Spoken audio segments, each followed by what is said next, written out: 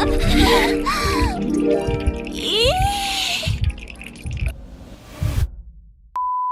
everyone, it's me, Sharnami, and welcome back to another episode of Deep Talk. Na-deep talk ka na ba? Yes. Yes! Wow. Bilis ang tanong. Siyempre, bago Malalim. tayo magsagutan, pakilala ka muna sa kanila. Hi guys. Si Cream. Cream. Yes. Oh, yung creamy. Cream pie.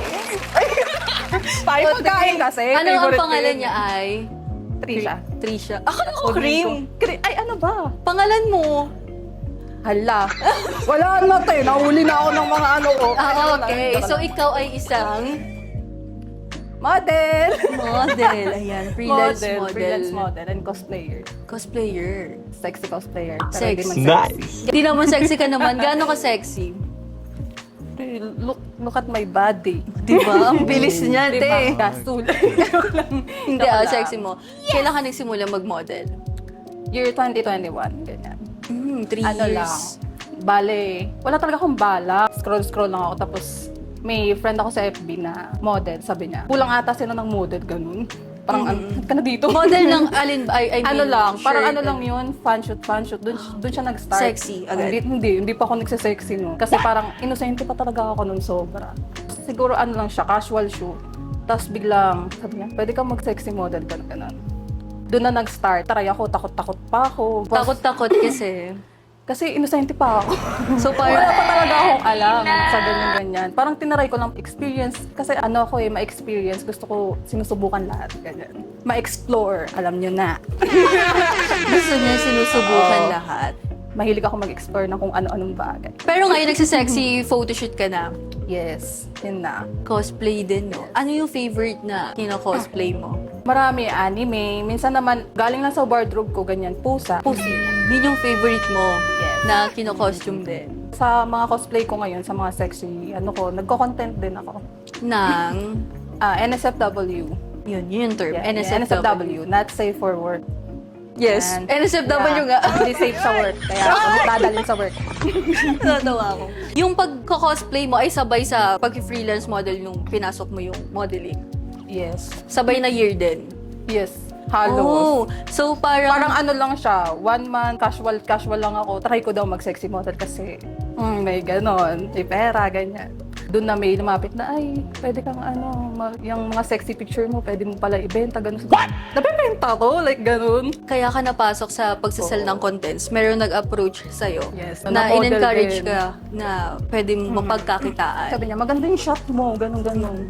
Nagko-cosplay ka pa, pwede mo yan gamitin. Eh, mukha akong pera. Sino ba namang hindi mo kong pera dito, di ba? Mukha akong pera, nandito na si Rizal sa mukha ko. Ayun. Hindi, okay lang yun. Kasi syempre naman, Kasi kailangan para din mabuhay sa eh. Yes. Mhm. Yung mga tao pa na nanganguwes. Ba't mo ginagawa? Doon, inis na inis ako. May mga tao na, ba't mo ginagawa yan? Nag-NSFW ka, pwede ka naman mag-work. Anong sinasabi mo sa kanila? Sagot ko is, bawat tao naman may different na struggle sa buhay. Mhm. At saka, try mo ilagay yung sarili mo sa kanila para malaman mo why. Sa ako naman, sagot ko sa kanya, sabi ko, ako, yung pera na sa dami kong bills, ganyan, nagpapaaral pa ako ng kapatid ko. So, breadwinner. Yes. Yung, kunyari, yung kikitahin mo na minimum wage, how much, di ba? Tapos mag-sell ka ng content in a day, minsan kikita ka na, pinakamalaki ko, highest ko is 15 to 20 a day. Di ba? Isang buwan na yun. So, ayun, yung sagot ko. Pero syempre, yung mga content na sinisell mo, ano ba siya, set, photos, gano'n? Ayun, per set, Set. ganun. Sa NSFW contents kasi, hindi lang photos. Yes. Meron ding videos, Yes. right? Yun, dun ako nagsimula. Sa solo or with partner? Solo lang nung una kasi wala pa akong relationship, ganyan.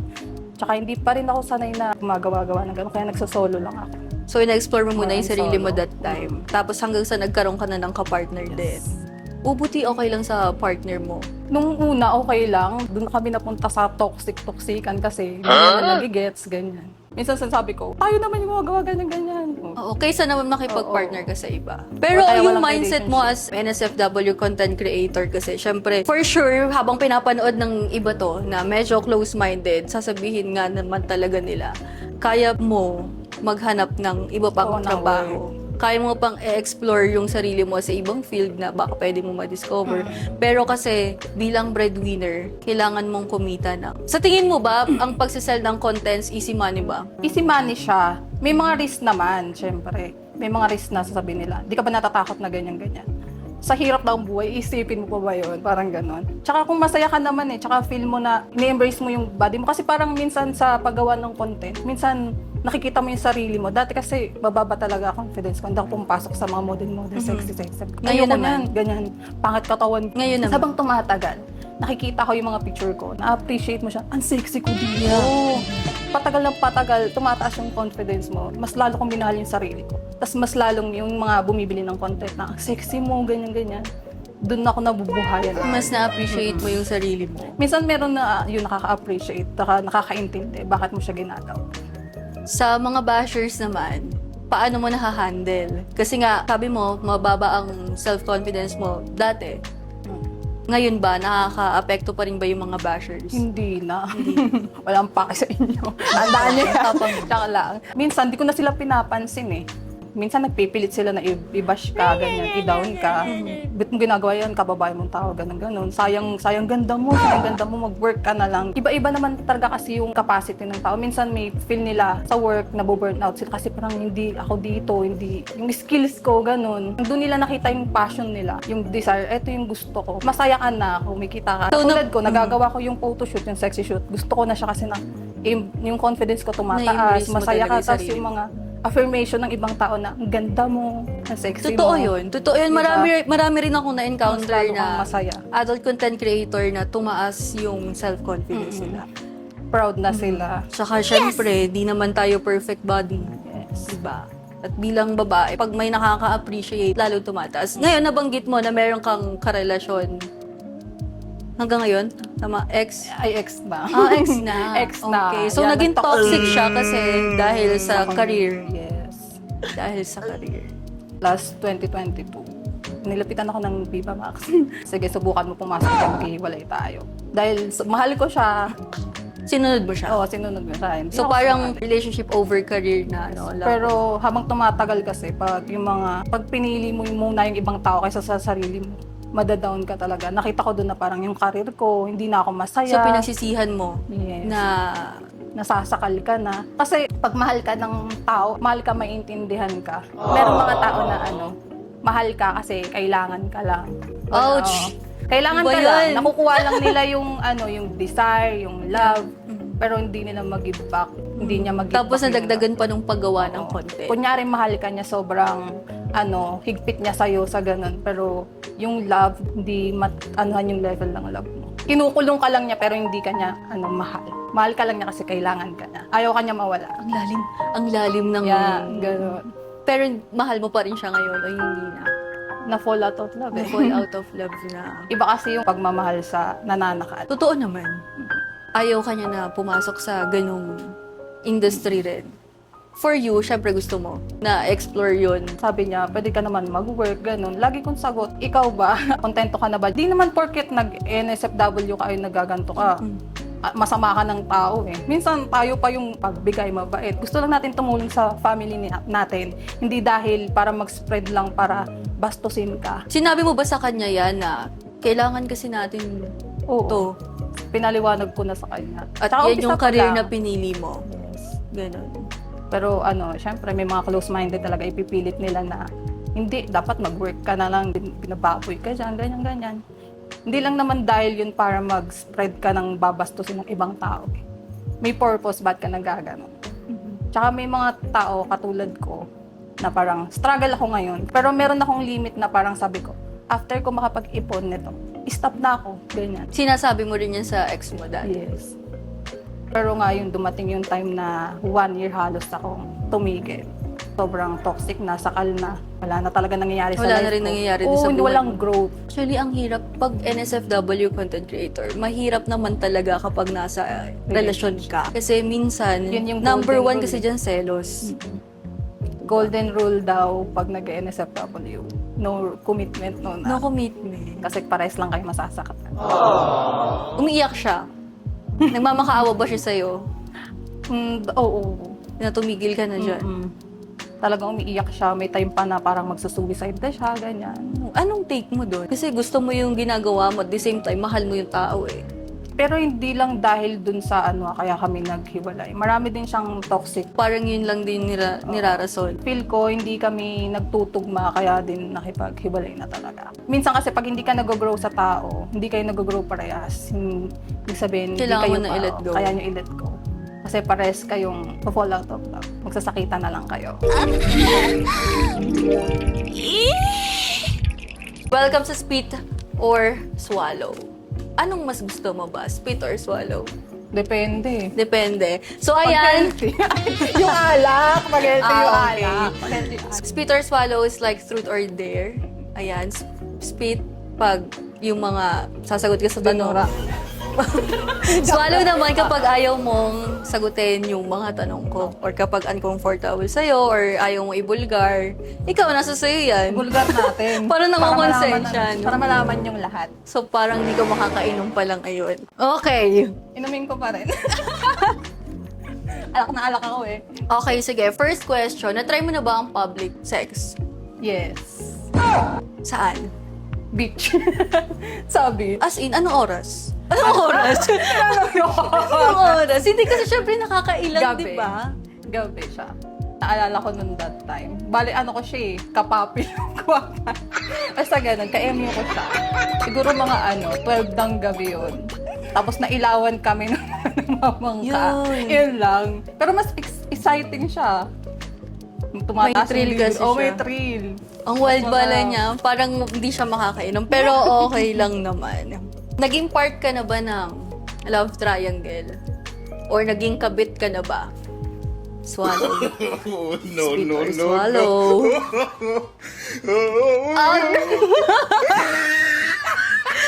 Okay, third question. Baka puro inom na to. Kailang nanginginig ako. Okay. Dahil nagko-content ka, ano yung huling content na ginawa mo? Alas na content ko, wala, eme-eme lang eh. Parang bunny. Bunny, sexy bunny. Naka-costume ka. Yeah, sexy bunny. Na-try mo na ba ang... na-try mo na ba maputukan sa any part of your body? Yes. Grabe, sinagot niya talaga. Saan? Saan? Yes. Raw inside, chest, face. Siguro, all. Whole body. Ganyan na naman. Follow-up question, natikman mo ba? Swallow ba? Yes. One time. One time.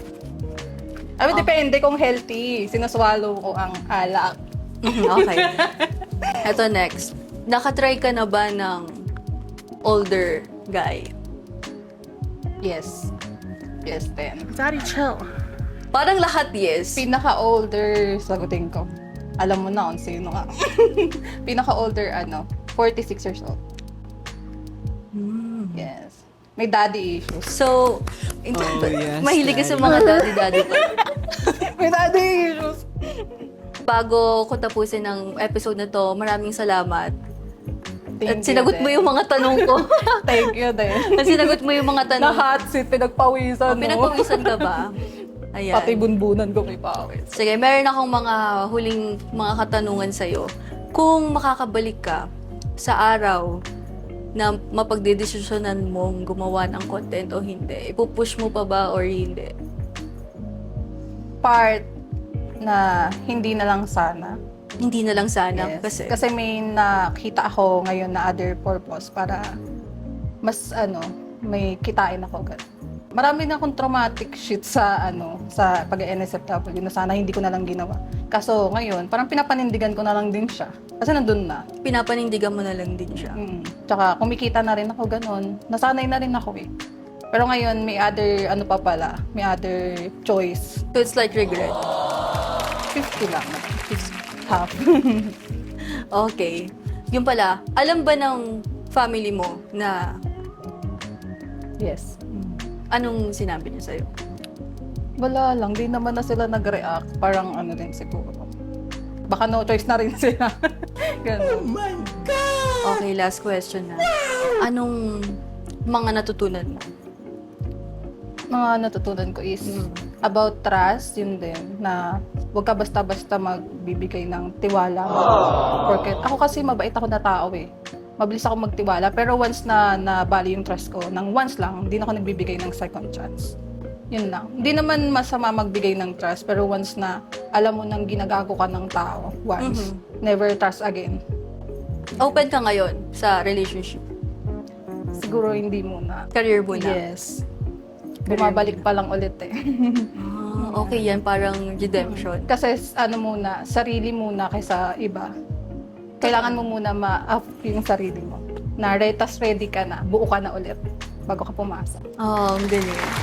Ang galing, ang galing. So, ayun na. Tatapusin na natin tong episode na to. Ayan, maraming salamat sa iyo, Miss Cream. Cream ba? Thank you Ayan. din. Baka may mga gusto kang pasalamatan. Ayan, ito pala yung camera. Ayan. Thank you sa thank you kay Mami. Share namin. Saka, pwede mo mag-vlog. Yan. Follow nyo ako sa IG, strawberry and cream _08. Then, page ko is strawberry cream per, yun na. Follow nyo ako. Ayun. Ayan guys, maraming salamat sa lahat ng mga nanood ng episode na to at sana naman ay nag-enjoy kayo at the same time may natutunan kayo. So, ayun, huwag nyo kakalimutan mag-like, subscribe, and follow sa aming social media accounts. At syempre, if may mga gusto kayong itanong kay Miss Strawberry and Cream, ayan, comment down below. So, ayun lang guys, it's me, Share Nami. Hanggang sa muli. Bye! Thank you very much, Camelot Hotel.